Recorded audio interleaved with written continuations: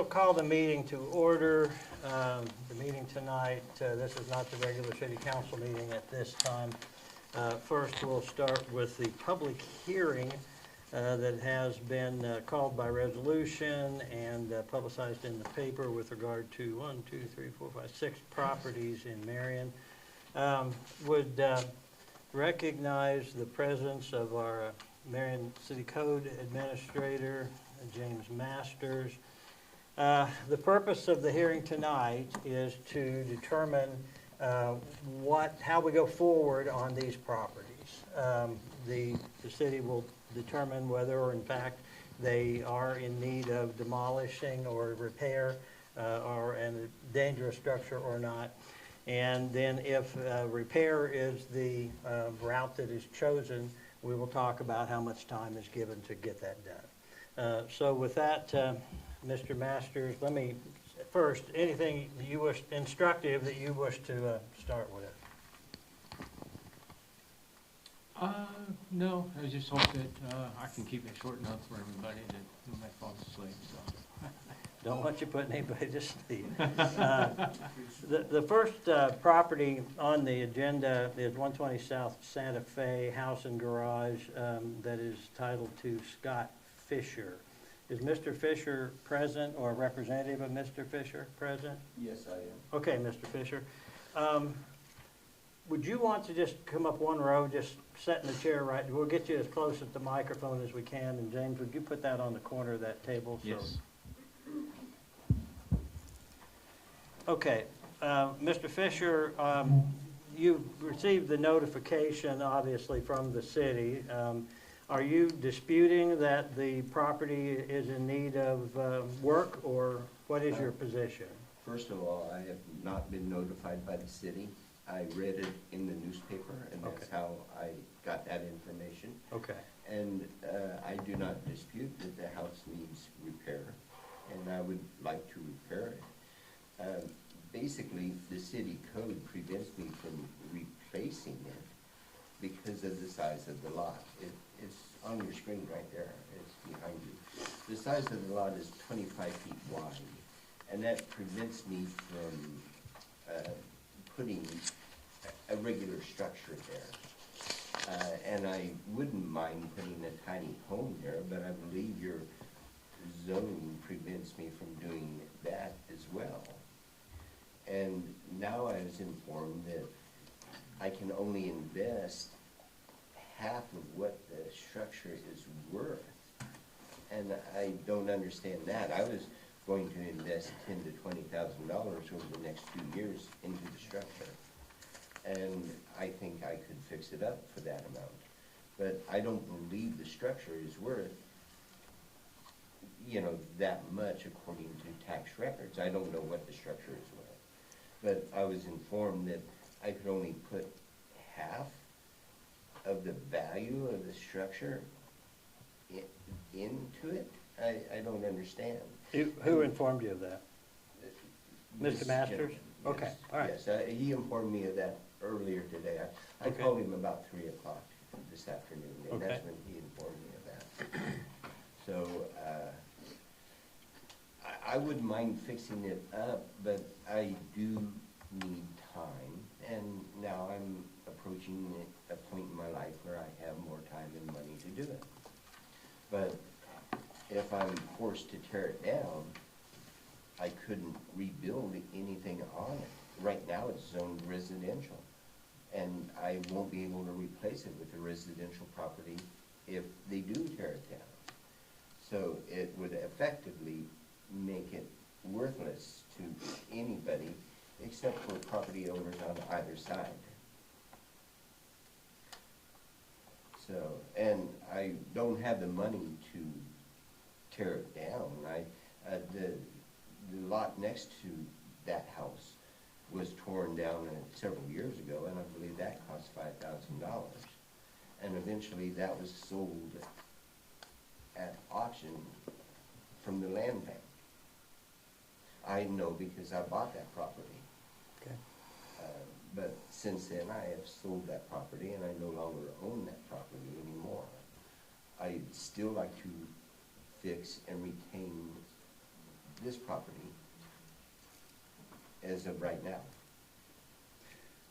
Okay, I appreciate that. So, council, does anyone have any questions about what Mr. Fisher's position is? Okay, then we're gonna go to you, Mr. Masters, and make your case. So, 120 West Santa Fe, first came to my attention on June 29th, 2022. And I took and inspected that property. I took photos of it. That's when I noticed the property was in dilapidated and deteriorated, you know, the porch and stuff. There was no foundation underneath the structure, and we'll go to photos here in a little while concerning this here.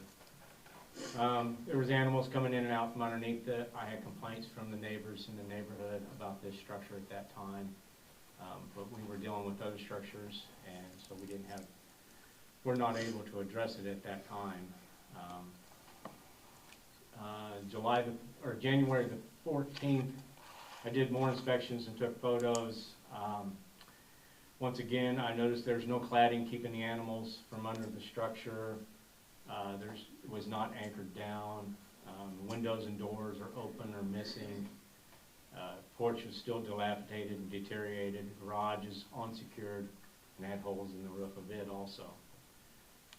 The dangerous structures, I presented those photos to the Dangerous Structures Committee as a dangerous structure, and it was selected out of the 25 structures that we looked at.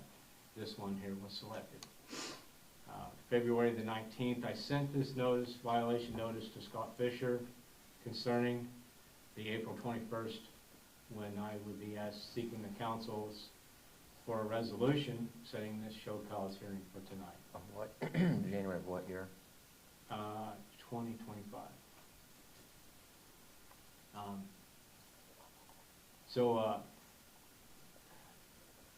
On April the 3rd, I spoke with Scott about this here, and the house was designed as a single family dwelling, and I explained the structure issues that were associated with this here structure, you know, and I kind of explained to him our zoning code, you know, how big a lot needs to be for a single family dwelling to be on it.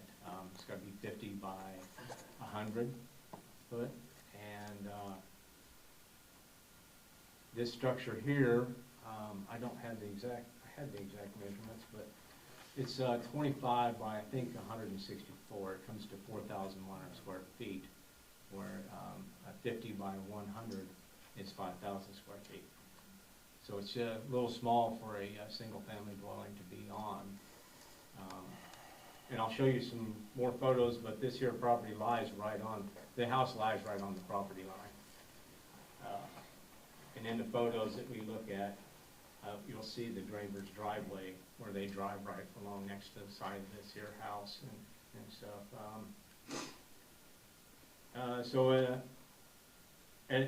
This was selected for a hearing on April the 21st. A resolution was voted on. I mailed that resolution to Scott Fisher, and it was published in the newspaper twice. And I do have a signed card here where Mr. Fisher did receive that notice, certified mail. Which notice was that? The resolution setting the hearing date for tonight. I have that right here. I'd like to see that because I don't recall getting that. And I do recognize that the drip edge of the roof is right on the border or boundary line. And that's another reason why it wouldn't pass today's code standards. Okay. But that structure's been there for quite a while, and it should be grandfathered in to some extent. The lot is 25 feet wide, and I believe the house is 15 feet wide. It's Scott, about 1,000 feet. And I appreciate the information, and I'm not giving you a hard time on that, but I'd like to let him finish and then we'll come back to you, and you can add anything you'd like to.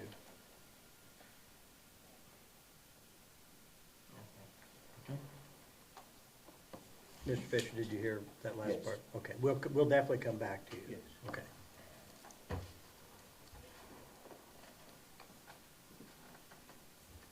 So July 30th, I did another inspection and took photos. There's no noticeable change. The property line next to the house, if there was a new structure to be built there, there would be a 5-foot setback for fire code, according to the International Residential Building Code. Plus our zoning code would have an 8-foot setback on that also from each side of the property line. So that's basically 16 foot from each property line on each side of that structure. And it was 25 foot by 164 foot. That is the length of that lot, 164 foot. So it does come to 4,100 square feet. And then the dangerous structures, I was explaining this to Scott earlier today. In the dangerous structure zone, our city code concerning dangerous structures, if an order to repair is given, then it has to meet reasonable cost, and reasonable cost is considered less than 50% of the current value, and that is in this here, which is laying up there next to you. I'll put that up there for you all to look at. Show me that again. Oh, okay, thank It's you. laying up there with you all on the second page. That comes from our city code.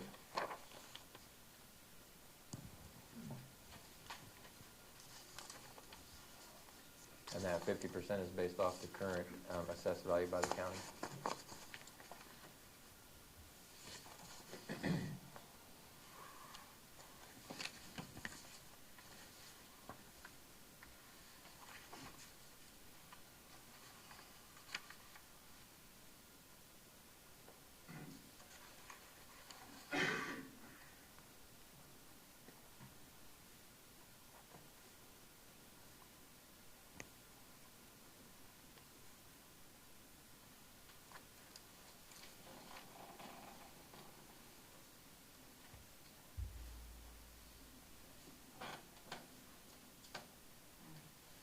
So these here photos were taken April 15th of this year.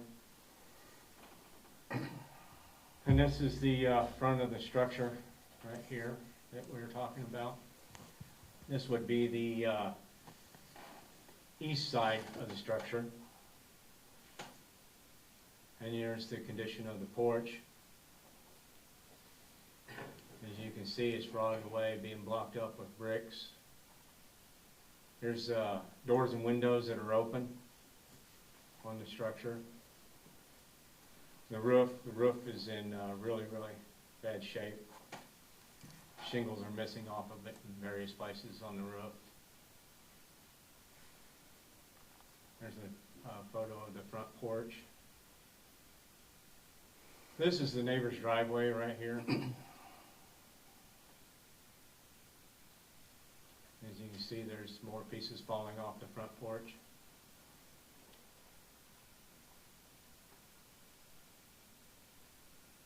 The front porch is, you can see it's just slowly deteriorating away there in those photos.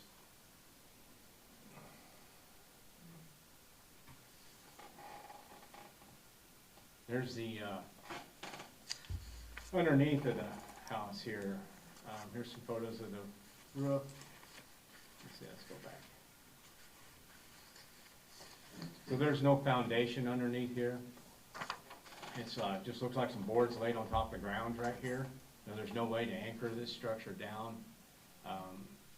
The supports for the floor just kind of, there's just no anchoring there for freezing, thawing, wind. This is the structure in the rear of the property, the garage.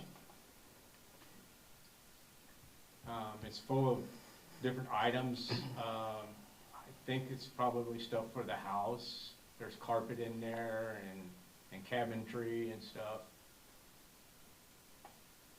You can get a better view there. Looks like a sink there possibly. But there's holes in the roof of this garage. As you can see, there's big gaping holes in the garage. So if those was materials for the house, I don't think they're much any good anymore. There's some more shingles gone off that.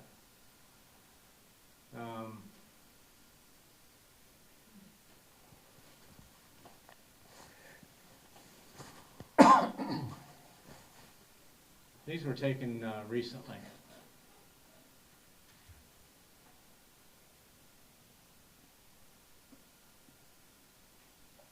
This is June 3rd or July 30th. You can see the front yard's all growed up. You can hardly see the front porch right there. Tree limbs laying down on the ground. Nothing's been done with this side right here. The vegetation makes it difficult to see the porch, and there's the back door and window still open on it. I was able to stand up and see the foundation on this side, and it's not in any better shape than the other side of the house. Here's the driveway, and the property line, my guess, is runs right along the edge right here.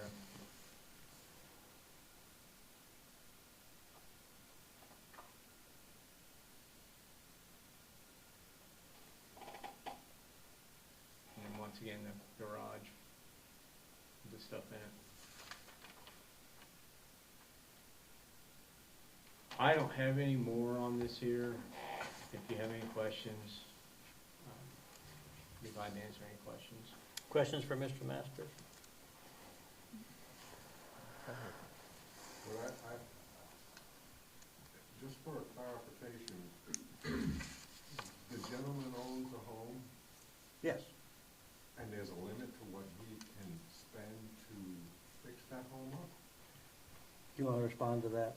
It's Explain again. It's a consideration that has to be taken into consideration on an order to repair. Okay, if the council gives an order to repair, they have to consideration the value of what's there and how much it's going to cost to repair that, and that's part of the dangerous structures. So that means he can't spend what he wants fixing it? He could have spent $1 million Yeah, that's what up I'm till saying. now. Yeah. But if we, as we decide whether it makes sense to go forward and allow him to repair versus order to demolish, the city code says that if the cost to repair is more than half the value of the property, then you're not supposed to repair. Am I reading that right? You guys are to consider that. Yeah, I'm sorry, yeah, right. Take that into consideration. And I think it goes to whether it's likely the person really would put that much money into the property. Does that make sense? No, No? no, sir. If the gentleman wants to spend $1 million fixing that home up, who are you to tell him that he can't? I think it goes to, if you've let it get to this state, and now it's a dangerous structure, you have to take into consideration that they already have not put any money into the home to keep it up to code and not be a dangerous structure. And so while we're taking the order to repair or order to demolish into account, we need to say, okay, would 50% of the value of the home get it to not be a dangerous structure? That I understand, but And his so first if statement- he's let it get to the point of being a dangerous structure, what's the likelihood that the individual, and I'm not saying that Mr. Fisher is that person, I'm just saying the individual that you are considering, what's the likelihood that they would spend 50% of the value of the property to fix it up if they've let it get to a point of being a dangerous Well, structure? the gentleman's first statement was that he was not able to, but now he can. He's had years Yeah, to I spend that understand money. that, and I'm sure there was reasons for that. But his first statement when he came in was that he wasn't able to then. I'm gonna have to cut in because you're really blowing the rules of procedure out of the water here. Did he hire you as his attorney? No. Well, he did pretty I'm good. just trying to clarify. You're doing a for pretty my good own- job. I mean, for my own education, because to me, it just sounds like a tar and feather job. I'm gonna just try one more time to put it in words that make sense to me. See, What's that? bad problem. That's the group working out upstairs, I think. Oh, okay. They're Must have exercising. dropped some weights or something. Yes. We don't get to this point quickly. We only get to this point with properties when they've been neglected for a long time. And you've seen, since he knew that this property was on the list, he hadn't even mowed the lawn. So is it likely that someone is suddenly going to turn around and put money into a property above half of the value of the property itself? That's just something we have to consider. May I say something? Yes, sir. Okay, the yard, the area that looked like it needed mowed was actually my neighbor's yard. I got a concrete retaining wall that, Can we go back to that picture? and as far as the inside of the house, I have demoed everything on the inside. All that grass is not mine. Can you There's go, a concrete retaining wall right where the tree line is. Well, let's go to the front yard, the one Okay. straight on. Now, the branch is there. Now, some of that to the left is not. Your property that is bad. 25 foot wide. Right, from and about it right starts here from there. across. And it goes to the tree line. There's a concrete retaining wall there. Okay, but you don't think However- that where that marker needs to be mowed? All this- For sure, all it this. needs some maintenance, yes. Okay. I mean, there's a little bit of maintenance there, and I will agree with you. But as far as replacing the porches are very easy to replace, and the roof line, I can easily replace the roof. I mean, I was raised in construction. I have fixed a house as well before here in the city. On Freeborn, I fixed a house, and it looks decent now. It's one of the better ones on the block. But, and I could easily fix this, I believe. But, you know, like I said, the interior, the walls are already taken down to the studs, so I can easily replace the electrical and the plumbing, which was something I was going to replace. Now, the foundation, I agree, there's issues with the foundation. It used to be an old limestone foundation, and that might be my biggest issue, is trying to repair the foundation. And that's where I might need some advice, you know, as far as going forward. But as far as replacing the roof, that's easy. You know, a new roof is not that hard on either the garage or the house. I was going to work on the garage first so I could store material in the garage. Now, I agree that the stuff that's in the garage was damaged, and all of that, or the majority of that is trash, and I can throw that away. But I feel that's something I can fix. The biggest issue in this picture right now, to me, is the tree that's in the front. It should be cut down. And there's another big tree in the back that needs to be cut down. That, you know, there's power lines involved. The neighbor to the left there, the power line to her house is going right over my garage. So it would be hard for me to repair the garage roof with that power line there, because that goes to my neighbor's house. And yes, the doors did fall down off the garage this last winter, and I haven't fixed it yet. But as far as the structure there, I feel I have the ability to fix it, but I can't move the structure because of the code. You know, I knew about the 5 foot, I didn't know about the 8 foot, and I understand that the lot is only 25 feet wide. I would hate to see it demoed, because then I couldn't replace it with anything.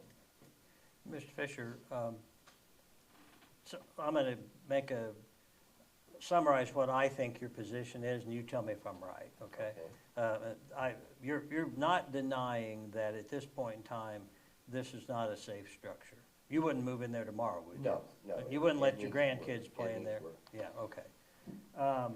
But you want time to repair it? I would appreciate time to repair. But if you limit it to, I think that structure or the lot might only be valued at $2,000. If I can only put $1,000 into it, there's no way I can. Well, we don't have to do that. We'll talk about that, okay? What's your timeline? I'm sorry, but I think would that have it's to more say of a. 2 years. 2 years from now, it'll take me $10,000 in a year this year, and $10,000 in a year next year. 10,000 would replace the roof very well, probably on both structures. It would get rid of all the trash. It would probably get rid of a lot of the trees that are overgrown on the property. Can you go back to the foundation picture, please? Because the trees and the porch and the roof are the least of my concerns on this thing. There. And $10,000, I mean, zoom back out a little bit, James. You can see, I mean, one, the boards, but also the siding of the house, right? I mean, everything in there is waving. Right. Your ability, I mean, to put a new foundation under that home, you're gonna have to jack it up. Right. Probably jack it high enough because you can't move it anywhere else. So you're talking about jacking it up and putting a new foundation under it and then setting the house back down on it. That's neither a cheap or fast fix. I tend to agree. And in my mind, that is priority number one, because that's what's making this house the most unsafe, is that, quite honestly, at any given point, the whole thing could fall in because it's not sitting on a foundation. Correct. And so when we think about neighbors being there or whatever it is, right, and if the house falls and hurts somebody, that's where my mind is right now, is I don't want an individual to be hurt, and I want to work with you, but the roof is the least of my concerns. It's that foundation, and I don't think that $10,000 is going to touch putting a new foundation under it. Well, again, it depends upon how much I have to replace as far as the existing foundation that was there. Because Looks like all of it to me. it's limestone. It was limestone and Don't you have another picture of that foundation? I do. I have to get next to that one this year. there's one on the east side as well, I believe. Is this it? Yeah, okay. I'll say something about that foundation is, in order to do that foundation, you'll have to get the neighbors okay to trespass on their property just to do any digging. I mean, an excavation right there, 30 inches, you have to be 30 inches below grade for a proper foundation. Is And that that what way, it that is? would be the building code that we would inspect it to. 30 inches. Yes, 30 inches. And that would be all the foundation on both That sides. would be below grade. Yes, yes, sir, below grade. Okay. That's something I can look into. I would have to go under the house and see what it looks like. I've been under the house before. That's, I've done that work as well. However, I would want to put new floor joists in the bottom of it as well, because they're only 8-inch floor joists. I'd like to put in probably 16-inch floor joists. Mr. Fisher, my concern, if you want to spend $30,000 on that place, I mean, why should I care? I mean, Right. you spend as much money as you want to spend. And my concern is the timeline you're giving us, because I think that's an unsafe structure. I think it's dangerous, and if I don't know if your neighbors have young children, but if they do, that concerns me. Because kids, they get everywhere. Right. If you were saying a timeline that was a little more reasonable, I might let you, kind of put your money where your mouth is. Well, I could put a fence around it to keep, but as far as animals, I see no sign of animal activity under the structure. And there's no animal activity in the structure. I mean, it's basically no walls and a bare floor. I mean, I wouldn't care if a raccoon took residence underneath of it. It's just the fact that, you know, it could literally cave in and Oh, I any understand. minute. I don't think a fence is gonna hold that structure up if it collapses. Oh, no, the fence would only be to keep people out Oh, of the okay. structure. Sure. You know, it wouldn't be there to support the structure. So, no. James, you were gonna say something? So in visiting with the neighbors, I know you may not have seen evidence of animals underneath there, but all the neighbors in that neighborhood have told me about the animals that come out from underneath there. The ones across the street, the ones that live next to it, the ones that live behind it. So let me first go, Mr. Fisher, I'm not trying to limit you, say anything you want to say, but this would be basically what I'm going to call closing statements. We'll start with you, Mr. Masters, and then we'll go to you, Mr. Fisher.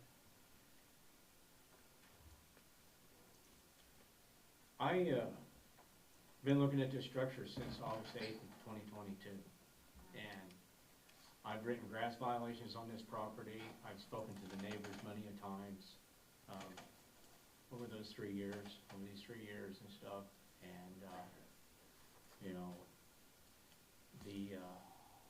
the fact that it's so close to another structure is concerning on my end when it comes to fires and stuff.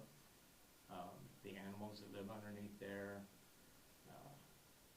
you know, just the inaction of anything that's happened on the property for the last 3 years. And my recommendation on this structure is demolition. Okay, go ahead, Mr. Fisher. I agree. I have not done anything to the structure for the last 3 years. I tried to maintain the grass and mow it, and this year I've neglected it a little bit. But if it's condemned, it's something I'm going to have to walk away from, because basically I cannot afford to tear it down. That costs like $5,000, and you know, it's just not in the cards for me right now. That's something that the city will end up basically getting this property, and what they do with it is hard to say. Well, if it goes that route, you know Right. it's going to be demolished. Right. Yeah, okay. Questions for either Mr. Masters or Mr. Fisher? Ms. Smith? I do not. Mr. Collett? No. You'd said a 2-year timeline, you still sticking, that's what you would think you would have to have? Yes, I think a 2-year timeline would be appropriate. I'm getting ready to retire this month, and so I should have more time to put into it. And my finances are basically more steady, so I'd be able to afford some of it. The foundation would be the only issue that I would have, and like I said, I would need more information on something like that. How much time would you need to make a better decision if it was just to decide that? I would have Alone. to see how far 32 inches goes down, that I could, you know, put a concrete block in. But how long of a timeline would you need just to make that decision?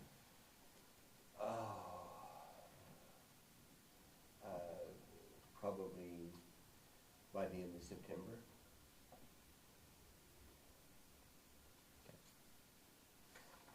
And if it goes well, then I could also clean the debris up and clean it up. Otherwise, it's a total waste of time, from my perspective.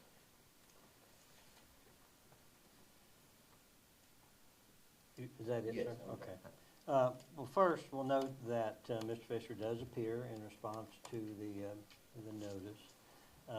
And I think, and feel free, if I'm wrong, you tell me I'm wrong, okay? But as the structure stands now, I think you've agreed that it would be considered dangerous. Correct. I totally agree with you. Okay. So the issue then before the council at that point is Do we order it demolished, or do we allow time to repair? And if we allow time to repair, how much time do we allow? So let's talk about that. And I'll just put my cards on the table first. Mr. Fisher, you seem like a nice guy. I mean, I don't have a reason to think otherwise. But you've really let this deteriorate to a bad situation. If we were to give you an opportunity to repair this, to make, in my mind, we would have to put some pretty tight timelines on. For instance, we'd have to say within some period of time, a real short one, you would have it all fenced off and that sort of thing. And then within another period of time, you would have done the exploration that you talked about doing to be able to determine whether it's worth going forward for you. Correct. The foundation would be Yeah. the biggest issue. Okay. And then at that point in time, I might be willing to consider, okay, then come back and then we're gonna talk. You know, and you can say, well, I found out it's not doable, or whatever you decide. Right. But to me, it's gonna have, those two things are gonna have to move along pretty darn quickly. So that's just me talking. What do you guys think? I would agree with that. I think if you could come back fairly quickly in the next few weeks with a response, and let us know. But to be honest, I feel like I would vote to demolish it just because of the cost, and again, the timeline. That foundation really concerns me. Yeah, I want to work with you and help, you know, give you an opportunity. But it's going to have to move very, very quickly to get it at least structured, get a foundation under it to where it's not just going to fall in. And I guess where I'm a little torn on it is the fact that it's a 25-foot wide lot, and it seems like we're holding him to, not sins of the past, but things that were done previously and the way code was previously, and what his options are extremely limited if he wanted to tear it down and put anything back onto that lot. Essentially, it's zero. You have to get variance from the zone, the BZA.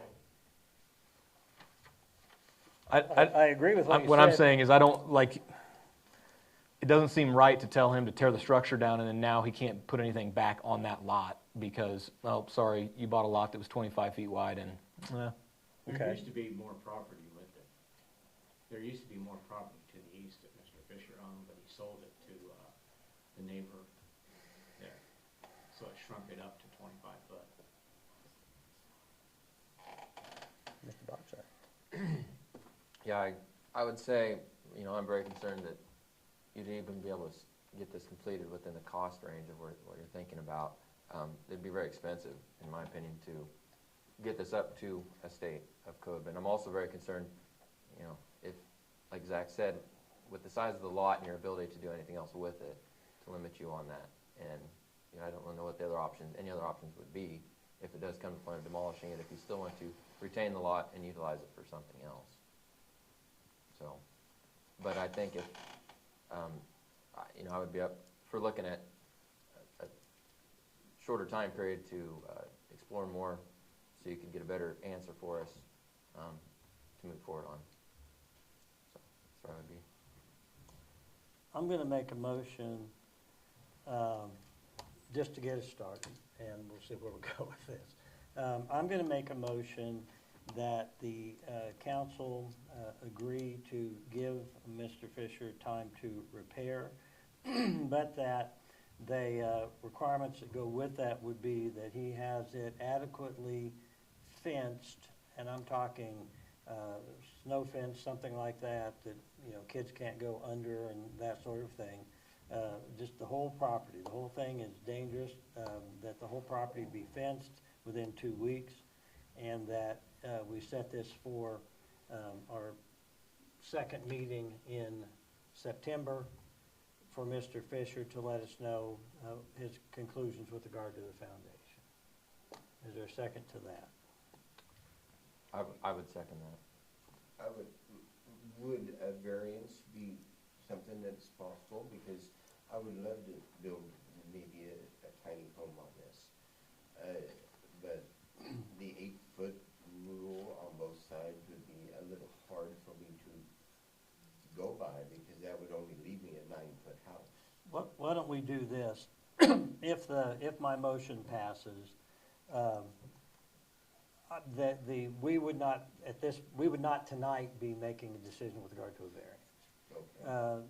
But if that's something you'd like to explore, I think Mr. Masters can direct you to where you would go to explore that. I'm looking for you to shake your head yes or no.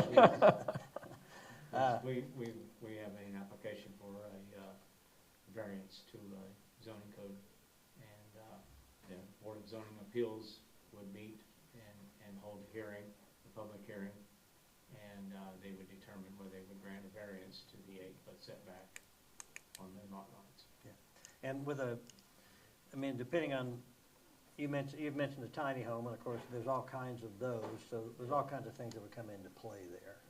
But the timeline that we've talked about here, I think would give you time to explore that option. The variance. Yeah, which personally, I think sounds like a win-win compared to the others I that we've agree. discussed. But, I haven't looked at that option as of yet. Right. Okay, I have a motion and a second. Any discussion on the motion? I'll call the question. We'll just do this formally. We'll start with Councilwoman Smith. Councilmember Smith. Counselor Smith. It all works. Yes, I agree. Mr. Collett? Aye. Aye. And I vote aye.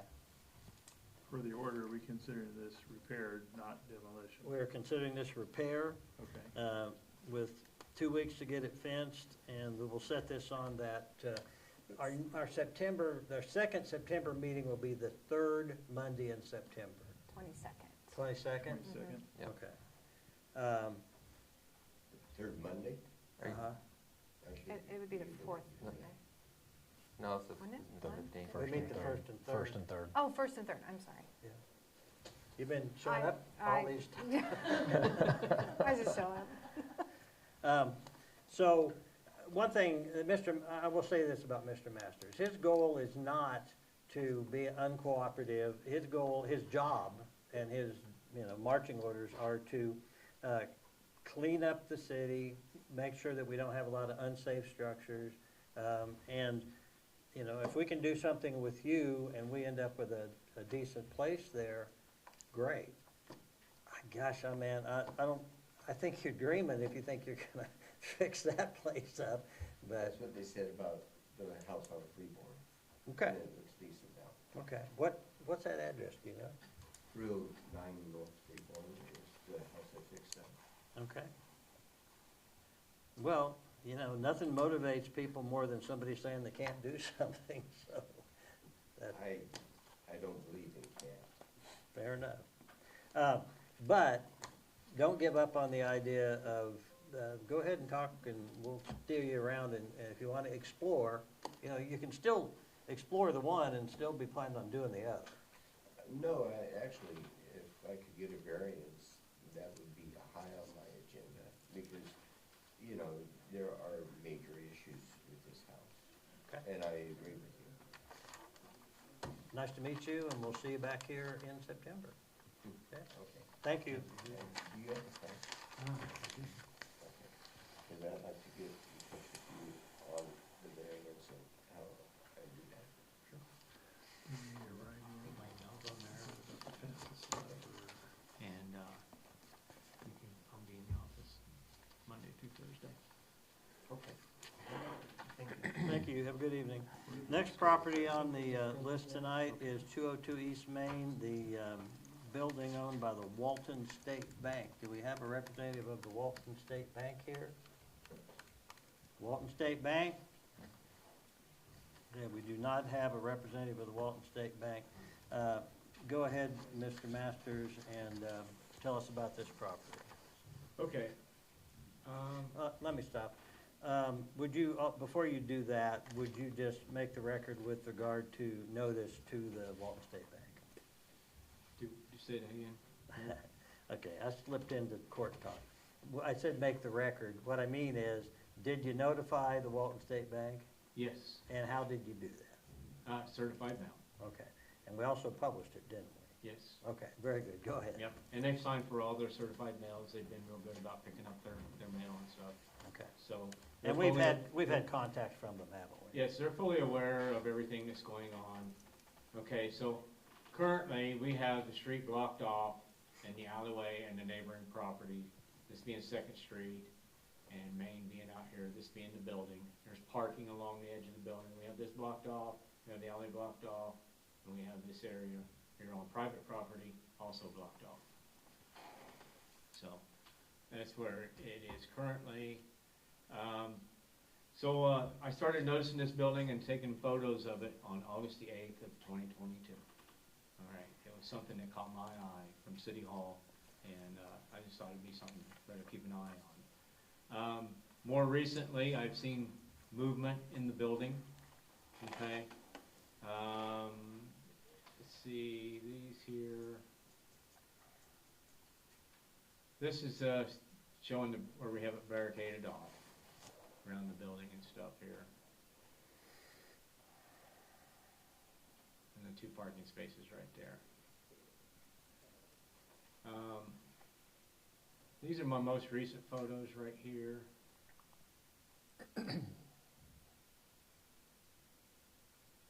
And my biggest concern has been this corner right here and this corner right here. And I've just been keeping an eye on them, and I see more and more movement and more mortar missing on this corner right here. And down in this area right here, I see a lot of mortar missing from that area. This is recently, this is July 30th, a month before that piece of glass wasn't laying there. As you can see, that window pane that finally fell out of there, out of the window right there. You can see some of the stones that are inside the corner have come down from inside, right there. This is the east side of the building. The shadows, it was really difficult, but you can see the deterioration in the rock right there. The limestone's deteriorating. The downspout, what's caused all the issues is this downspout right up here has dumped all the water down this building on this corner right here, and it's just constantly deteriorating. You can see all the green growth and stuff right there. Versus this side's fared a little better because the downspout goes all the way down and water does make it down.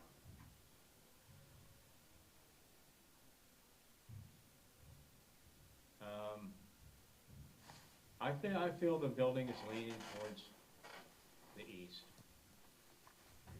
just by some of these photos that I've taken here.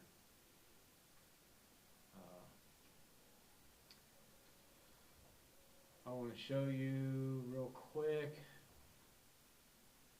So this was taken August the 8th, 2022. As you can see up here in the top, all the mortar's pretty much still there, including the mortar down in this area down here. I mean, you can see the blackness of the other algae and growth and stuff.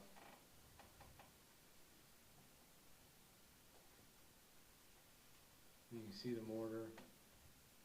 You can pay close attention to this here seam right here, this right here, and this area right up in here as we get into the newer photos. This is July 30th, right here. You can see this is much larger now, this is bigger, this mortar's coming out right here.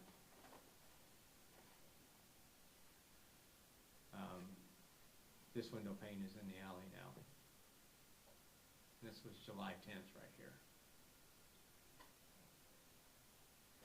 I posted this one, no occupancy. Let's see, when did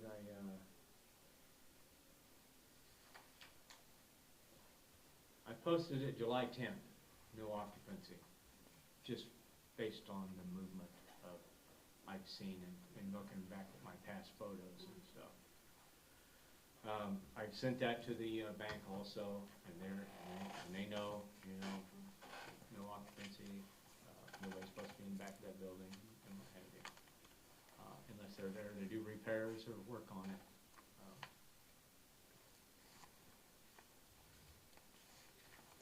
James, do you have a picture of the side of that, looking from the west to the east, the whole side of the building, not just the back of the building?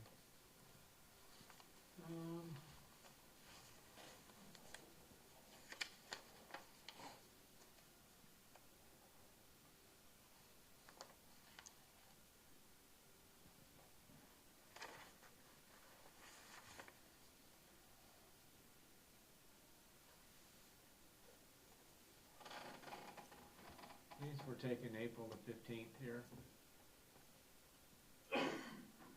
Even still, there was more mortar up in this here area, and that their seam wasn't quite as big. And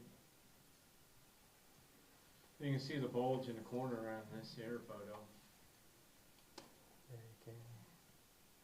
and you can see a bulge on this here corner also.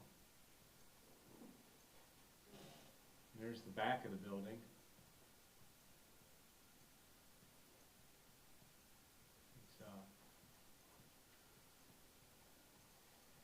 There's some bricks missing up there, but that's pretty minor compared to what we got going on in the back of the building. I'm not seeing the photos, Mayor. Okay. that you're Are you talking speaking about- of. Side along the street, is that what you're saying? Yeah. I know what you're talking about, the big dip in the building. Well, and the fact that what we're looking at is not the front part of that building is in much better shape. Oh, it is. I don't know, Yes. what is it, 2/3 of it maybe, and then this is kind of an addition on the back? Correct. So that, I mean, that's just something to talk about as we go forward. I just want to throw that out. I thought maybe you would have had one there, because it's pretty striking how much better condition the front, I'm going to say 2/3, appears to be compared to that back third. Yes. Yeah, okay, go ahead. I don't think I have any other photos to show you concerning this structure. The rest are all on my PC. I do have all those photos that you're speaking of, though, and I have photos of the front and stuff. It is just the back of the building, correct. It's not the entire building. There are issues, but not to this extent that we're looking at on the back of the building. Along with this here, you know, I give my recommendation to order, as the council sees fit on this here. But along with your order, I ask that you would also order an asbestos survey to be done. And that if there is any asbestos, that it be removed. And the sooner the better on that order. In the entire building or just in the portion that you're? Just in the portion on the back. If there was demolition on this, could just the back third of that be demolished without disrupting the front 2/3, or is it? I believe so. Speaking with Darren, the roof line might be an issue, but I think it could be cut loose before the demolition actually took place on the back side of the building. There is a full brick backside to the main part of the building. And then this stone structure was added to it at a later time. Was there any contact from them with any intentions of doing anything to this? They want to turn this building over to somebody else. That's the impression I have. It's just, I have spoken to some really good contractors that could have bought this building probably pretty reasonable from the bank, and they haven't gone for it, so. I think with the downtown historical district, that might change, you know, once that's in place, but, you know, right now, I know there was a contractor out of Newton that wanted to take that back section off and make apartments upstairs and a business downstairs. I think a lot of people have talked about it, but no one's ever actually just stepped out and did it.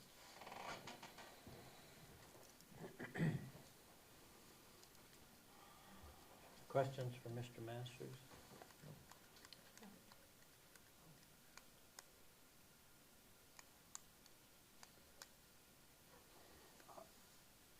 My concern is, I really don't want to have another vacant lot on Main Street if we can avoid it.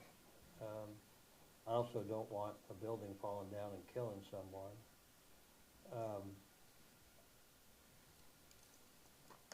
This isn't the whole building, though. No, it's not. Back. Right. But if we, okay, is your recommendation only with regard to the back portion of the building? Yes. Okay, sorry, I thought it was toward the whole building, maybe I didn't read it closely. No. Okay, No, I don't see it necessary to demo the front portion of the building. It's still very much intact, and if it gets in the right hands, there's a lot of potential for that building. okay, back addition, okay. Sorry. I was just looking at the property description, and I didn't see that it was cut out, but you do recommend the back addition. You've talked to the bank. I kind of thought someone might be here. I thought so too. But do you know, your guess is that they would like to just walk away? Yeah. Oh, that's real great. We'll note that the owner of the property does not appear.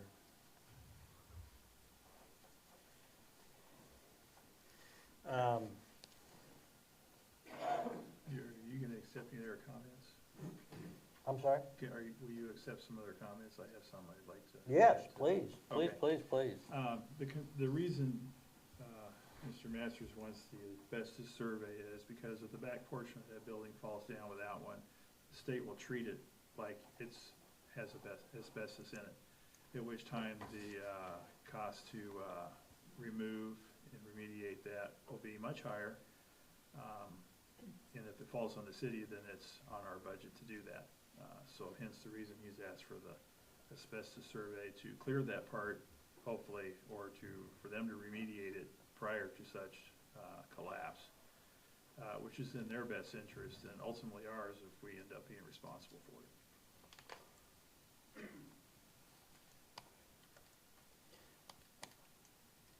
Okay, thoughts?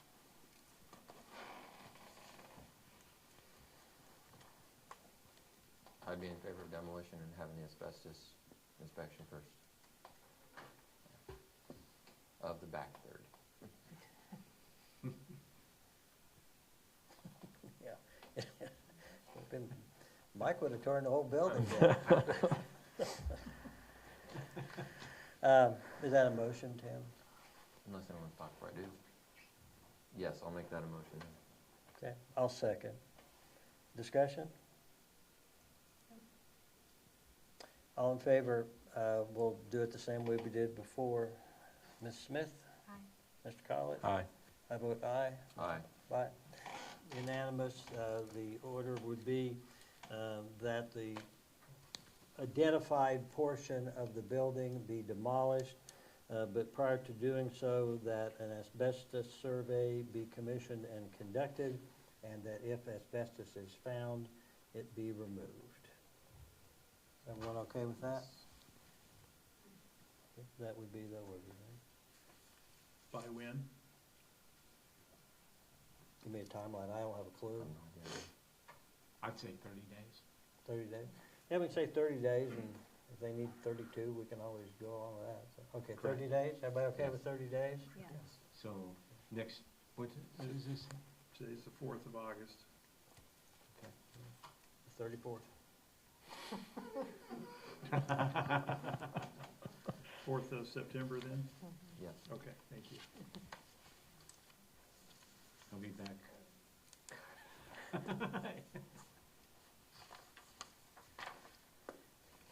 Okay, the next up is 314 South Grant Street. Owner is Randall Bryant. Is Mr. Bryant present? Yes, sir. Mr. Bryant, would you maybe come over here where that other gentleman sat?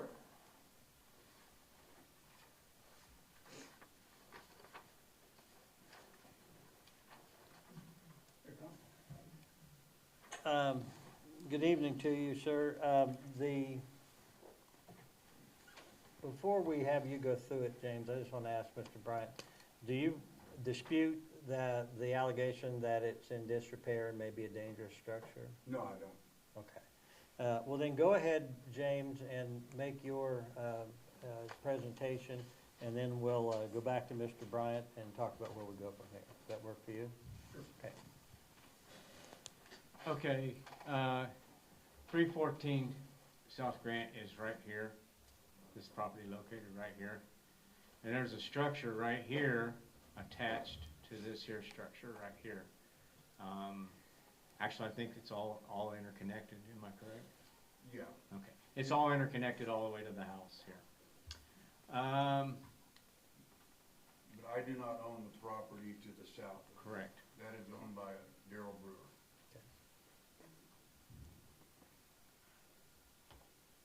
So, these photos here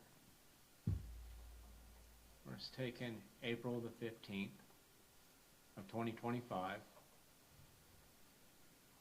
And this here being the property line, this being Darrell Brewer's shop, and this being Mr. Bryant's garage right here. Okay. And as you can see the holes in the roof up here. And then here you can see that the roof has collapsed into the garage. And here you can see where the rafters are hanging down and stuff. I've met with Mr. Bryant. All the notices have been sent out. Mr. Bryant has signed for all his notices, been very good about that.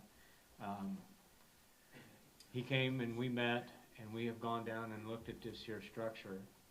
And Mr. Bryant proposed to me of having the roof demoed off there and put a new roof back on. I've looked at the cinder block walls, and they look substantially in good condition, that a new structure could be put back on that, and he could have a garage again. Mr. Bryant has secured a demolition permit and a building permit, which he paid for today. So they're active at this time.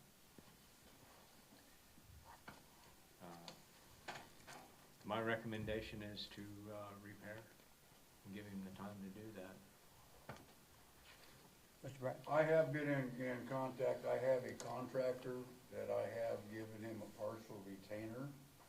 And right now I have also contacted my bank and have applied for a line of credit to make the repairs. That is moving forward at this time. My banker has taken a 2-week vacation, so that's kind of slowed us down. I have been in constant contact with my contractor, keeping them updated. As soon as we get the available funding, we're going to move forward with total removal of the roof and total replacement is my plan. So this particular council inherited one of these when we took over, that the individuals wanted to repair the property. And we gave them, after it came over to us, we met with them multiple times and worked with them to get it to the point that they got it all fixed up and we were done. But obviously, we kind of want to have some idea of what the timeline might be. We're just waiting on the money. Basically, I'm just waiting on. So am the I, bank. Randy. But I went and talked to Miss Nightingale at Central National Bank and got the process started approximately 2 weeks ago to apply for the home equity line of credit. And the bank said slow, and then plus she's on vacation, so. I was talking to Mr. Masters, he said the permits are good for 6 months. I would respectfully request Do you think within 30 days that we'll be seeing some sort of change? I mean, If my I understand that, yeah, that the bank has and that the contractor has to have And availability if as my well. contractor is available at that time frame. So I'm just waiting for their schedule to open up too, so it could possibly be a little bit more than 30 days before they get in. So at this point, I have a contract to remove the roof. And as far as the paperwork that I've seen that received from the city, you specified the roof. You didn't say anything about the walls. My walls are fine. I'm not gonna tear the walls down. They're in, my plan is to rebuild the roof. And I've talked and worked with Mr. Masters, and some gave me some ideas and so forth. So at this point, that's my plan. Question? Would you be willing to just kind of keep I'm us, sorry? would you be willing to keep us updated of what's going on and just kind I of so could we, work with Mr. Masters if that would be feasible for you, or, yeah? and, or I could even stop in and give you guys updates if that would be. If you, well, let me say first, Mr. Masters said that you had been real good and easy to work with. So, and you don't appear to be saying anything bad about him. So I'm comfortable as you're keeping Mr. Masters informed. He comes to every one of these meetings, so he would let us know if there was a problem. You okay with that? Yes. And there's going to be inspections on a framing inspection on the roof anyway, I would assume, Absolutely. right? So we'll have, The there'll truss be has got- some, Truss has got to have an Right. engineer stamp drawing. so there's going to be some updates just from the building permit process. Okay. So,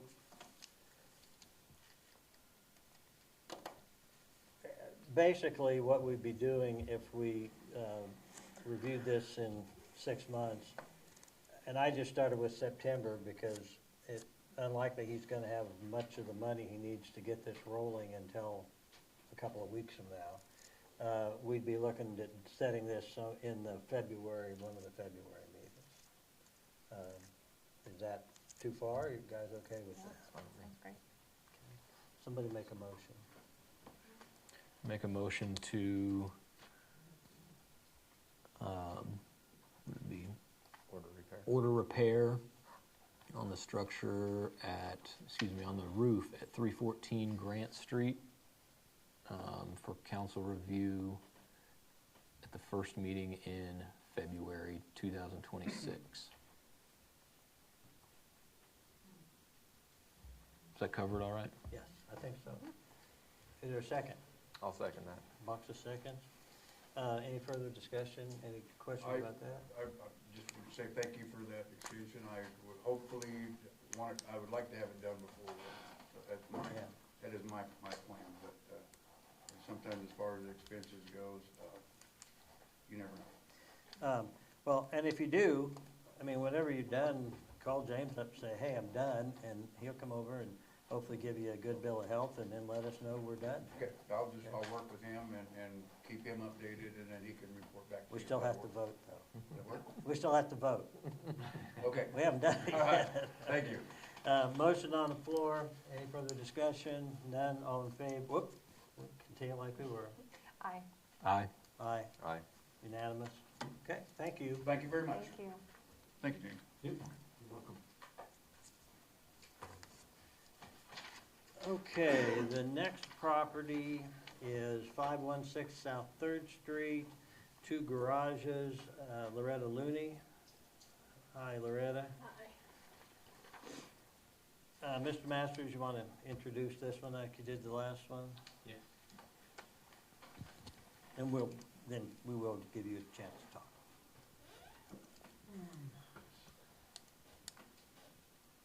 Okay, so 516 South Third Street, there are 2 garages and a shed on this property that are dangerous structures. And they are owned by Loretta G. Looney. I did an inspection on January 16th, 2025. And I'll just go through these here. Okay, so this property, I see, Yeah. Are you all familiar where this property is? Yes. Okay, this is South Third Street, down wide, the new duplexes, and this is the daycare facility down there in the yard right here. I'm standing actually in the alleyway right here between the duplexes and the daycare.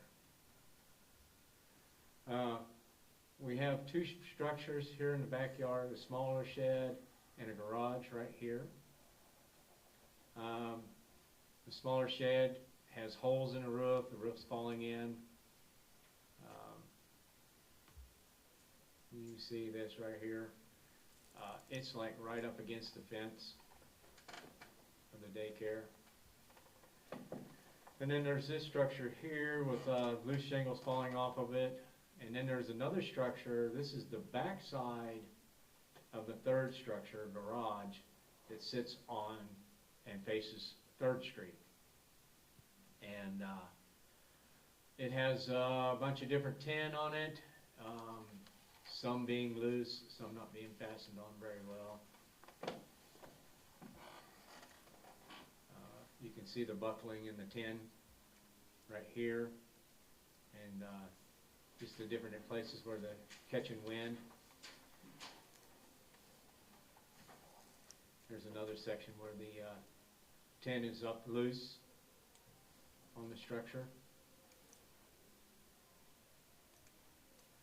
And here is that little shed again, right there.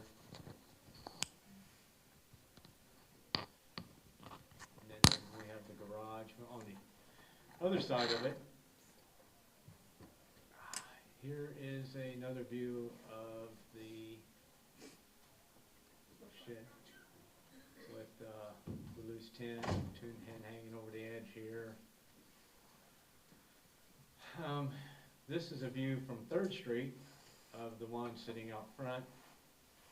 As you can see, the tin's blowing off as the wind blows from the north towards the south. And the daycare is on the south side of this here structure.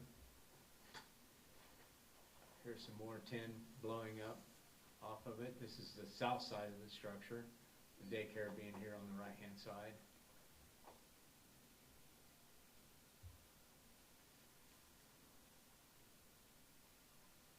Okay, that was, what day was that? That was April the 15th. Recently, I did another inspection of this structure.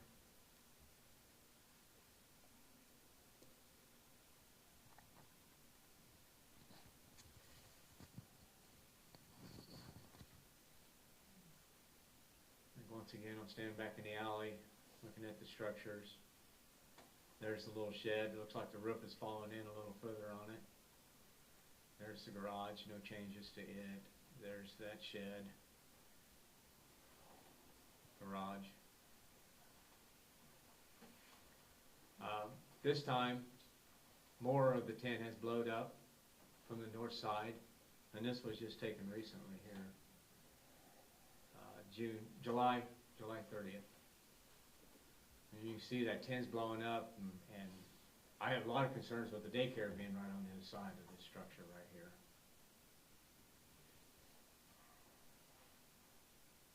There's a view of the whole structure right there. Miss Looney has picked up some of her notices, and some of them she hasn't, but she's here tonight, so I feel like that's a plus.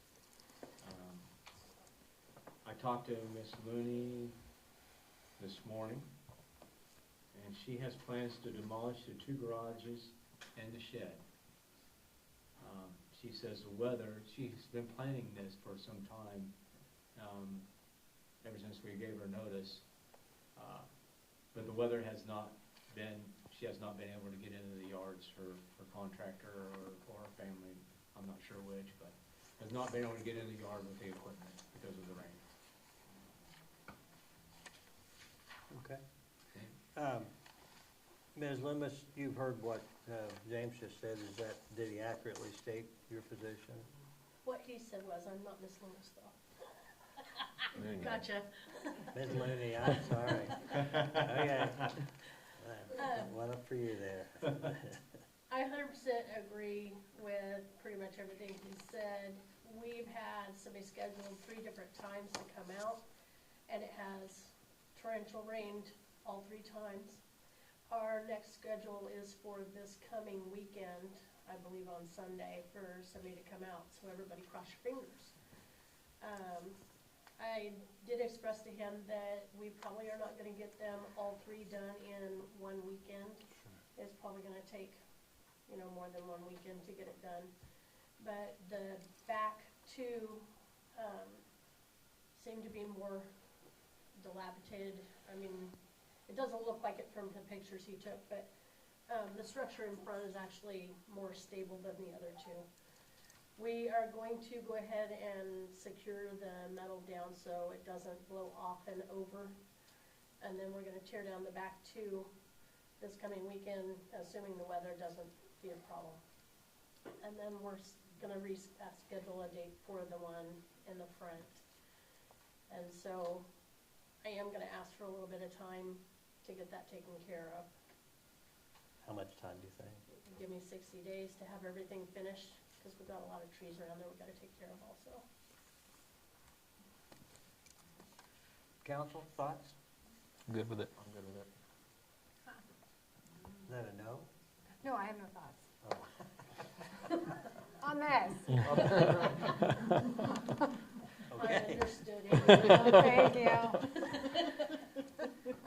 So, Ms. Looney, basically, to summarize, you're not disputing that the buildings as they currently stand are, could be considered to be a dangerous structure, and you're not opposed to a demolition order. Matter of fact, you're planning to do demo yourselves. You just want a reasonable period of time to get that done. Correct. Okay. Somebody tell me, what's 60 days from today? You there, computer boy. What if we just say, if we'd say the first meeting in October, which would be October 6th? Okay. Does that sound good? Yeah, and I will stay in touch with Mr. Masters. Okay. Okay. You gonna make that motion? Yep, we'll make a motion to order demolition on the structures at the 3 garages at 516 South 3rd Street, and revisit on October 6, 2025. I'll second. Any discussion? Okay, we'll start on your end, Tim. Aye. Aye, Aye. Aye. very well, unanimous. So, appreciate very much, Loretta, and I'm sorry I called you by the wrong name, but appreciate your showing up tonight, appreciate you working with us on this, and if something happens, it's gonna be just a matter, if you're trying, and we can tell you're trying, we're gonna work with you. But, when, you don't start doing anything till October 5, then we'll have to talk, okay? Right. All right, okay, thank you very much. Okay. Thank I you. got half of stuff I wanted to show you that. Can you see that?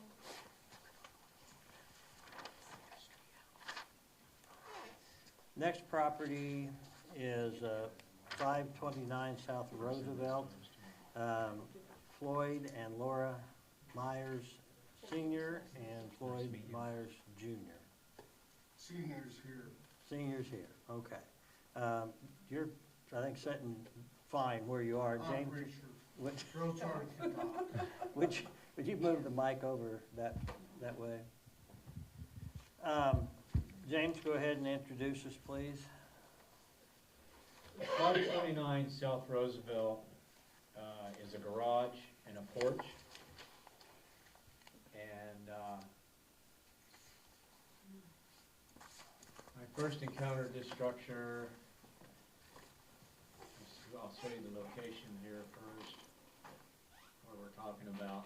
It's down by the hospital in South Roosevelt. This is the hospital property right here, and this is 529 South Roosevelt. The structure that we're looking at is going to be the structure back here in the back of the property, and there was a little bit of issue with a porch roof on the back of the house right here. started seeing this structure July 27th of 2022. And at the time I took photos, the garage had holes in the roof. There certainly appeared their moisture was getting inside. On January 22nd of this year, I took more photos. Holes were larger, and back porch roof had a section missing. Let's see here. So this is the garage. This is the front side of the garage facing the south, right here. And you can tell that the shingles are gone. The bottom's kind of rotted out a little bit right there. The worst of the structure was the east side. There's the porch. You can see the damage on the porch right here.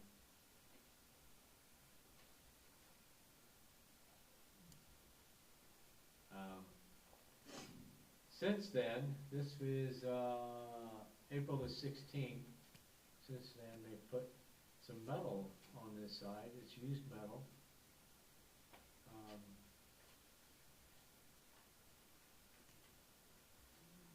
I don't know how well it's fastened down. That's probably one of my biggest concerns, is how well this metal is fastened down along the bottom here.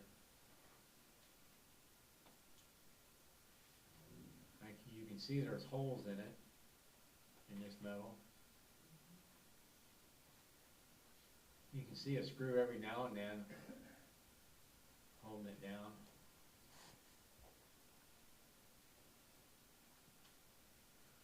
The porch, they got it covered up with metal also. But there's a little section over here where the hole was, and I'm kind of concerned about the fastening of the metal right there, like there's no wood underneath it. Here's the damage done on the east side of the structure.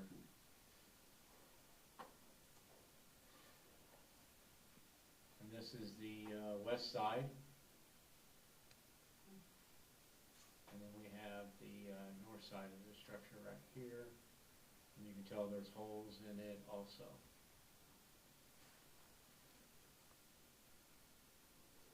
You can see this piece of tin right here. And you can see that there's screws coming across, but then there's like no screws in there. I don't know about, we don't have a requirement for roofing unless it's new construction. We don't require roofing permits or anything like that, so, you know, this would be allowed. If it was new construction, it would not be, because it would have to be new materials. Currently, this is the structure now. Took this July 31st of this year. They have put metal on there. Once again, I have concerns about the fastening of it back in here and here in that area.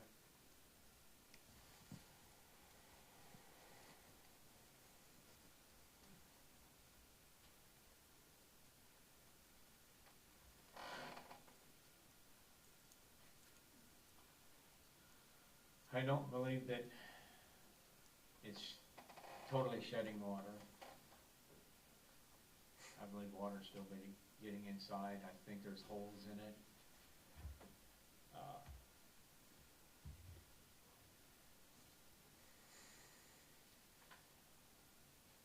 I believe that it needs a better ridge cap put on it than what's up there now to hold this stuff down, to seal it up better. If you're going to use metal roofing, at least the holes need to be caulked in, you know. But without roofing permit, you know, there's no way I can enforce them to use new materials on this. So, That- that's all I have. Okay. Unless if you have any questions.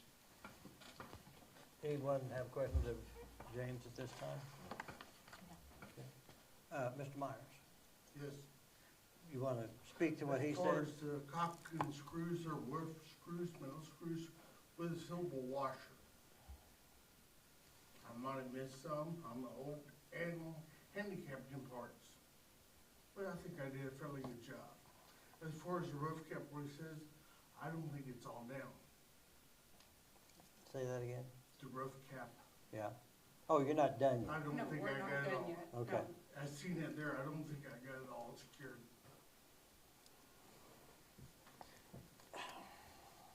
James, I'm sorry.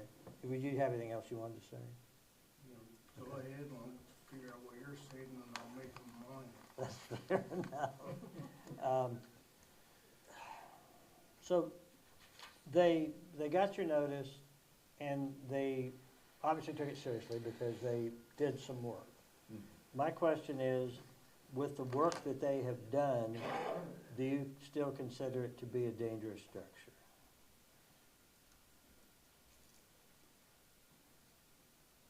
If the tent's fastened down properly, no. Done several more on sugar ground. Uh-huh. I've Right, done I mean, we understand, and like you said, we are not done, the fact, you know, we still need to do the angles and whatnot. And we were actually going to seal it anyways, because in case we did miss screw holes, because it is used tin. That's the reason why the boards are still up on the roof, is because it gives him, my son, me, whoever, places for footholds.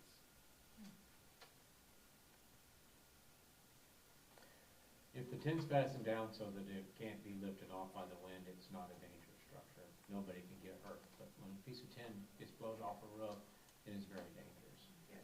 Our last storm, or the one that we had, one did the front, it came at 65 plus and that piece moved. That, I'm not calling you a liar because I believe you, but still doesn't mean that you shouldn't do everything you can because you know wind. Right. One time it doesn't do it and the next time, you know, That's why, something. all it was when he first came by, he put it up there and shot down the top and the bottom, maybe a ridge in the middle. We were getting pretty overheated, so we came back the next time and did the rest of the screws in the top. And throughout, where else we, you know, to make sure it's fastened down. I mean, tornadoes come through this state, but they also come through Oklahoma, and that's where he's from. Really? Yes.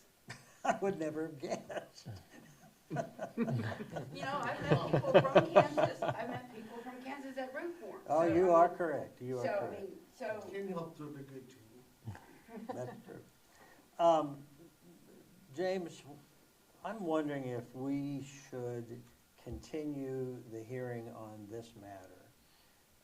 I mean, I get, because for us to give a repair order, we have to find that it's a dangerous structure, and at this point, we're not really sure. Why couldn't we continue the hearing on this for a period of time that you and these folks agree to? I can tell you right now, with the roof right now, I've already broke through 2 transmissions whenever we do it, and there is no rain or any debris coming down. no. That, Actually, it's pretty dry inside. But, I mean, I'm just saying, I you appreciate. go by what you know. I appreciate that, but he's code enforcement, and if you can invite him over, say, look, we're done, it's all good, and if he agrees that, yeah, and now, then that'll be that. On the other hand, if he says, well, no, you didn't hook this, you didn't do anything there and there, then hopefully you would say, oh, okay, we'll do that. I think that's probably what you would do. But he is the one you have to please. You okay with that? Sure. Okay. Timeline, 30 days? I prefer 60 because not knowing what the weather's going to be like. I don't have a problem with 60. Do you have a problem with 60? No, I don't. Okay. That and with everybody's work schedule. I think we've concluded that we're going to consider October 6th to be 60 days. I'll move that we continue the hearing on 529 South Roosevelt to October 6th, 2025. And in the meantime, these folks will work with James. Do we also want to address the trailer that's untagged? Yeah, Do what? if you, in the pictures and everything that you sent, you said, there was a trailer parked in the yard untagged. Under a ton, it needs to be Does it tagged. need to be tagged? Because when I bought it in 2018, when we bought it in 2018, I went to tag it and they told me I didn't. For the need it. unregistered automobiles? No. No, those are trailer. gone. You had trailer. I think I wrote the trailer up for the stuff that was on the trailer. Well, it's not been the moved and trailer taken itself. care of. Well, you Because know it that it stuff- said But tagged it's all, also. it's all closed, that violation's closed, Okay, okay? yeah, because it said tag trailer too, and I'm like, when we bought it, because the people we bought it from said to tag it, and it was under a ton and less than X amount of dollars, and told me I didn't have to have it tagged. I really, a homo, I need my social security number and name on it. Well, let's not talk about something that we're not worried about right now. He said you're okay on the trailer. Okay, So, all right, folks, you don't have to come back on October 6th if James tells you that you're good to go. Okay. If he doesn't give you the thumbs up, then come back because we're going to need to talk about it. all right. All right, thank you. We need to, Yeah, we didn't vote on it. Oh, we Or didn't make a vote. motion on it either. Um, He got ahead of the game this I time. did right, I did. Don't Hey. give me a firing order, I'm done. Tick tock, time's passing here. All right, I'll make a motion that we continue this matter to October 6th, 2025, continue this hearing to that date. Is there a second? I'll second that. Motion and second, further discussion? Hearing none. Amy? Aye. Aye. Aye. Aye. Okay, thank you. Thank you. Next up is 1002 East Nickerson, Leroy and Montana Dandler. Leroy, Montana Dandler. Anyone appearing for them? Okay, we'll go to you, James. Okay, I first noticed this structure July 11th, 2022. I took inspections and photos of it. This is 1022, or 10002 East Nickerson, right here. And the structure we're looking at tonight sits back here by the alley. Okay, I did my inspection at that time, and there was holes in the roof, and I think I was actually probably there for a grass violation. And so, but I made note of the structure at that time. Since that time, we've continually mowed this lawn. Not one time have I seen the mow this lawn. This structure sits here. It's open. It has a hole in the roof.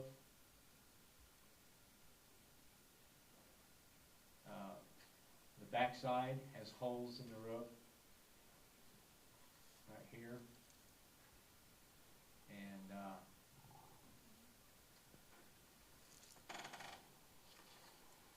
this, without anybody being there at this structure, it just makes a dangerous situation for children or criminal activity. And it has holes in the roof too, so it's just rotting out. Here's some recent photos of it.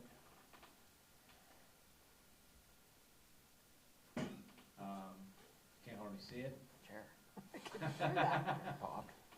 Safe structure. There it is from the alley. Still can't hardly see it, but it's there. Have you made any contact with the owner? They sign for most every one of their notices.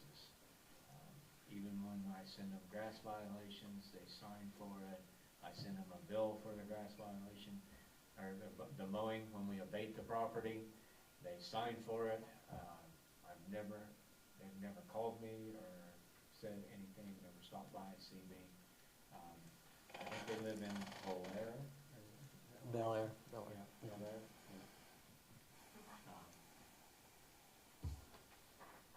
So, that's all I have on this here. Do you have any questions? I'm assuming, since you only mentioned the shed, the house must be okay? Yeah, the house is secured. There's no obvious issues with the house. There is a garage there too. There's no obvious issues with the garage either, you know. It's just this shed out back. Anyone have questions of James?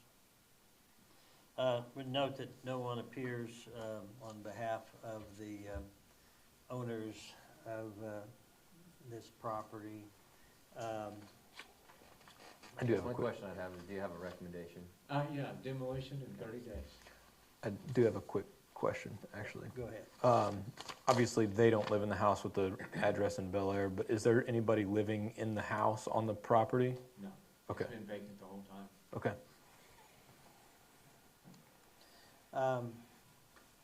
All right, Mr. Masters' recommendation is to demo. Do I have a motion?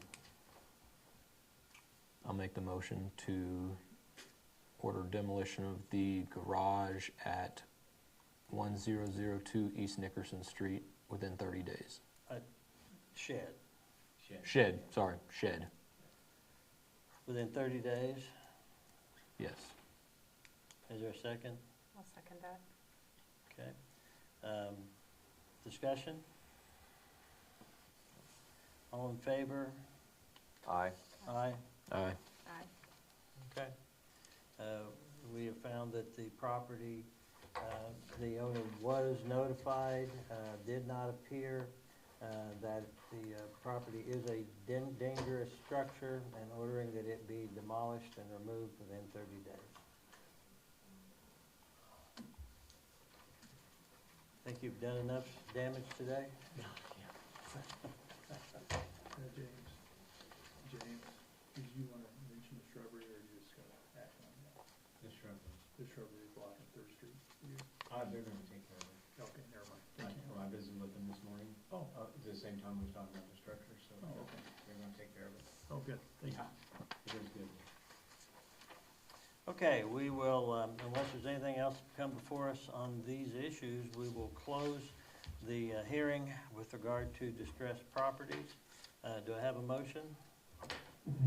I'll move to adjourn this meeting, This hearing? this hearing. I'll second it. Okay. All in favor, aye? Aye. Opposed, nay? All right. We will move on to the council meeting, but before we do that, we're going to take a 5-minute break. We will, well, maybe a 7-minute break. We're going to reconvene at 6:45. Regular meeting of the Marion City Council to order, and ask you join me in the Pledge of Allegiance. I pledge allegiance to the flag of the United States of America and to the republic for which it stands, one nation under God, indivisible, with liberty and justice for all. Thank you and welcome. Call the meeting to order. Start with approval of the agenda. Anyone have any objections to the agenda, items 1 through 11 as presented? Seeing none, I'll move the agenda be approved. Is there a second? I'll second that. All in favor, aye. Aye. Opposed, nay. All right. With regard to the consent agenda, there would be items addressing the minutes of the July 21st meeting, warrants in the amount of $125,449.89, and payroll in the amount of $50,606.16. Does anyone wish to pull any of those items out for discussion? If not, is there a motion to approve the consent agenda? I move we approve the consent agenda. I'll second. All in favor, aye. Aye. Opposed, nay. Ayes have it unanimously. Public comments. This would be comments with regard to anything on the agenda here tonight. Seeing none, we will move on. Item 6 is the continuity of operations plan. This is something that the state Supreme Court has mandated for judicial districts. I wrote the first one that they had back during COVID, and they have updated it. The bottom line on this, council, and you should have gotten copies of it in your agenda, is if a disaster of any sort were to hit and make it unfeasible or impossible for the court to operate in the courthouse, that we would offer them or allow them to move into this building on a short-term basis. They have got a backup to the backup in that they are also approaching the school about the Performing Arts Center. So it would be whichever.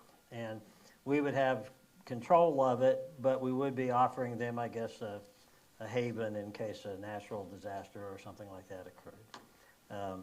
And we have previously, this is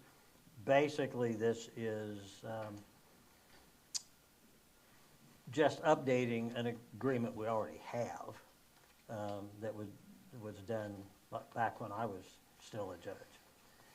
But we certainly could change our minds if we wish. Anyone have any issues or questions? And this is for a period of 5 more years? That's what it said in it. Okay, then yes. Okay. Confirming that, so we know. Terms of this agreement shall be 5 years from the effective date. Okay. I honestly don't think there was an end date on the first one. But, and I'm not gonna, since I presented it and since I was involved with it, it'd probably be better if I just didn't even vote on this one. So does anyone have a motion either to enter into the agreement or not enter into the agreement? I move that we enter into the agreement for continuity of operations plan with the 8th District, Judicial District. Yes. Is there a second? I'll second it. Discussion? All in favor? We're gonna, again, we'll just stick with the roll call. Amy? Right? Aye. Aye. Okay. I'll abstain. And with that, there is a memorandum of understanding that needs to be approved. And Zach, I'm going to ask you as Vice Mayor to sign that.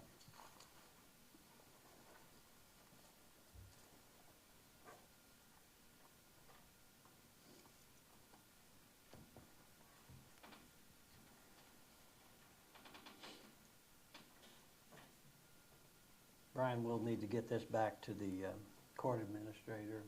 I'm going to let them give it to you, and then her address is on here. We'll deliver it. Huh? We'll get it delivered. Okay. Well, she's not here. She's in Junction City, but you can take it over there to the courthouse here, and they'd get it to her for sure. Oh, okay, fair enough. Thank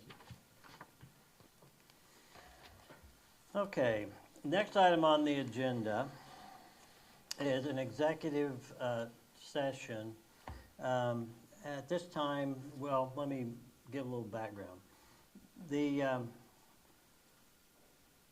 position of Chief of Police has been open for 2 years, roughly, a significant period of time.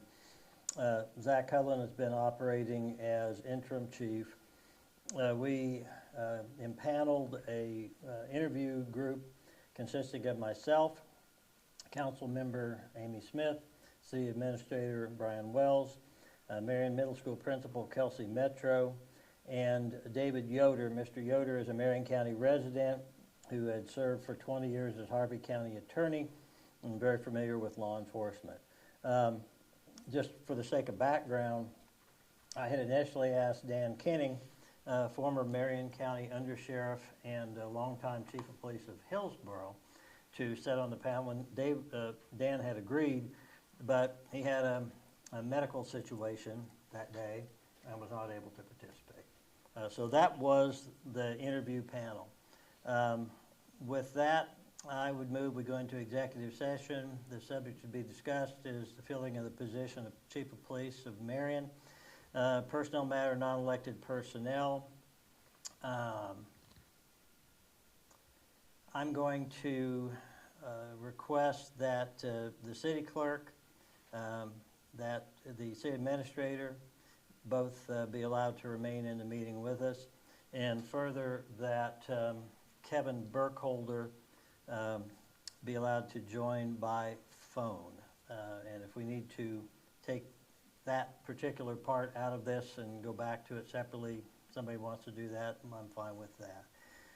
Would be for a period of 20 minutes, starting at 6:55. So we got a couple minutes here yet before we would start. That's my motion. Is there a second? I'll second.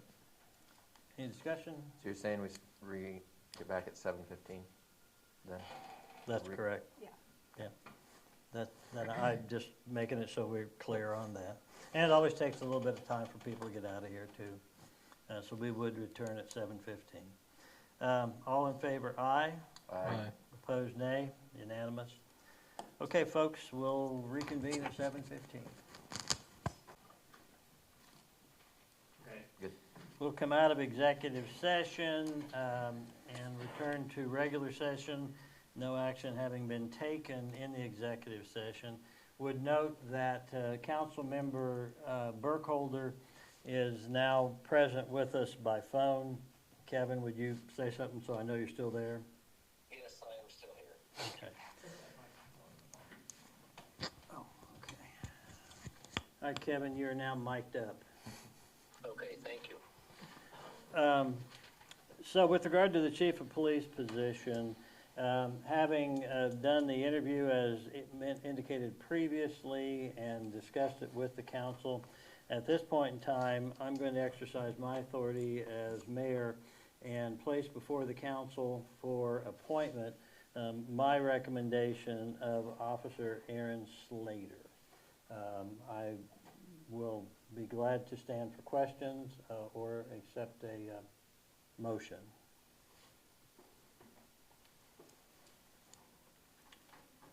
I will make that motion to appoint. You move to approve my appointment, confirm Yes. my appointment? Okay, is there a second to that? I'll second. A second from Smith. Any discussion?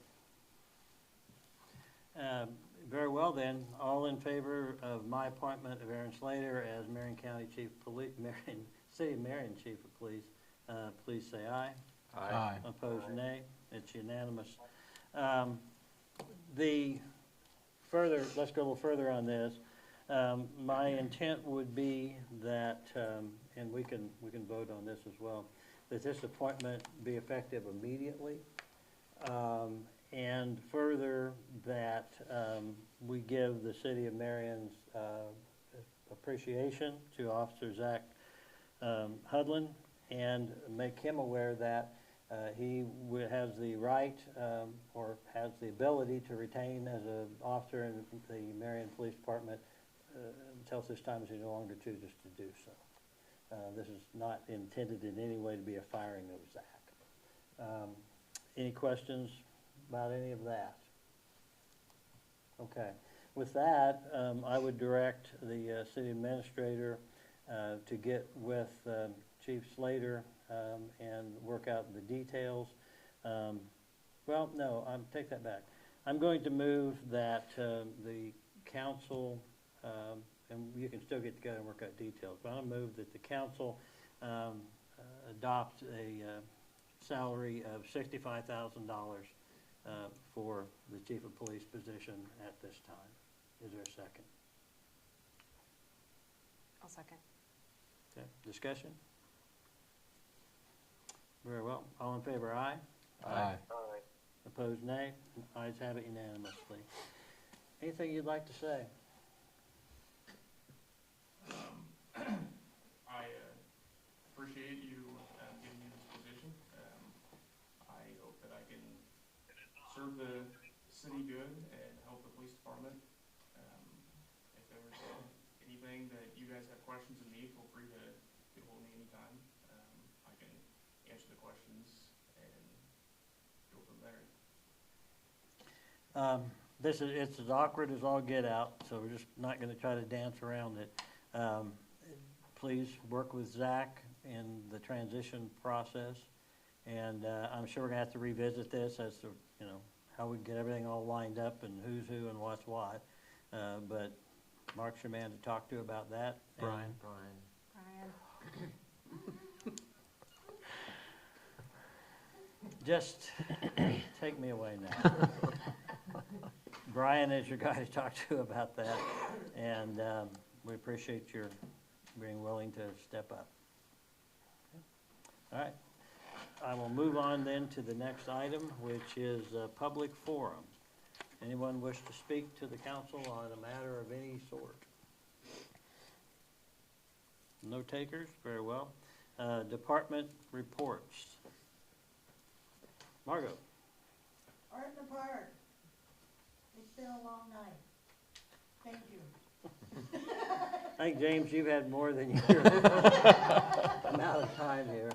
I guess we'll go to you, Aaron, on police. Anything you guys going on other than a lot of turmoil? Right now, we have nothing, unless Zach knows of something that I don't, I have anything to share. Okay. Janet? No. Brian?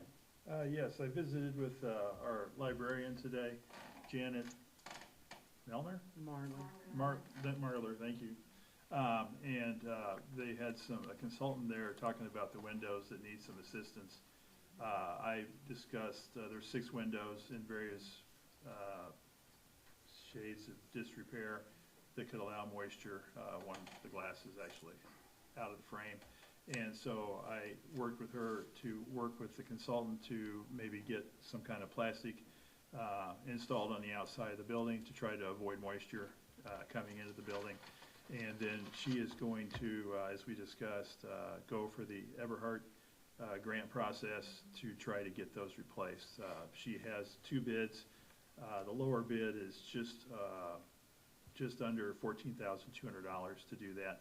And it will be designed consistent with the current building in the other windows. So it'll aesthetically fit in with that. So she's going to do the grant. I will review it, and it's due at the end of the month, so we'll turn that in. If that doesn't pan out by the end of October or November, then we would have to look at another option for us to do so. But I think we can get the windows covered at a semi-decent price under the spending limit that I have, and I think it behooves us to do that and move forward there. That's what I've got for today. Any questions? No question? Okay. Kevin, I assume you'll speak up if you got a question? Yep, no, I'm good, thank you. Amy? I don't have anything. Zach? I got a couple things. I want to just again to thank Zach for his time as the interim police chief. Greatly appreciate that. One thing I've been thinking about, and I saw some of the bins around town, and it pinged my memory. In other cities that I've lived in, and it normally hasn't been an issue here in town because most of us get our trash picked up back in the alley, but with the recycling now being picked up from the curb, should we look at putting together an ordinance so that we don't just end up with recycling bins at the curb 7 days a week on the streets? So typically, I don't know, right? It can be put out if what day does recycling get picked up? Every other Wednesday? Well, Friday. it's a matter of who you ask. Okay, well, Because I've been told Wednesday and Friday. let's say it's Wednesday. You can put it out Tuesday evening after some time, and then it has to be back off the curb by Wednesday evening, or, just so that you don't end up with bins along the curb, and then if the wind picks up, they're not blowing down the street. And it's just a thought I had. Only question I have is there a reason why we're addressing that to the recycling bins, but not to just trash cans in general? We could do it for both, just that the vast majority of our trash gets picked up in the alleys, and I don't see that really being an issue in the alley. All the trash in my block, my part of town, gets picked up from the front yard. Yeah, so it's you guys and Elm Street, I think, are the only ones that get picked up from the street. Did not realize that. Okay. There may be a few others that I'm missing, but I think I that's was more special than I thought Yeah, I was. that's right. Okay. Well, do you want to have Brian contact the other Brian and Yeah, maybe see if we just can see. check and find an ordinance along that Something that line we would- can play with? We can do that. Yeah, wouldn't hurt anything. And then, no, I think that's all I had. Sorry. Only thing I had was just, I know there's been a question with regard to the publication of the fact that we had an opening in our city police chief. So I did check as to where this was publicized. It was put on the League of Municipalities website and wherever they put their notices. The Ransom and Company website, as well as the Marion website. The League and Ransom and Company and the Marion website have traditionally been, I'm told, what we have advertised on. The other one would have been the Kansas Peace Officers Association. I don't know that it was placed there because of some confusion, but I will say this. Very impressive interviews the other night. And anyone who thought that Marion settled and that the new police chief is just the least bad is absolutely wrong. This individual got their position based upon our impression of him and the presentation he made. And I will say that both of those young men gave great presentations. Go ahead. I don't have anything. Okay. Do I have a motion to adjourn? I move we adjourn this meeting. Is there a second? A second. All in favor, aye. Aye. Opposed, nay. We are adjourned.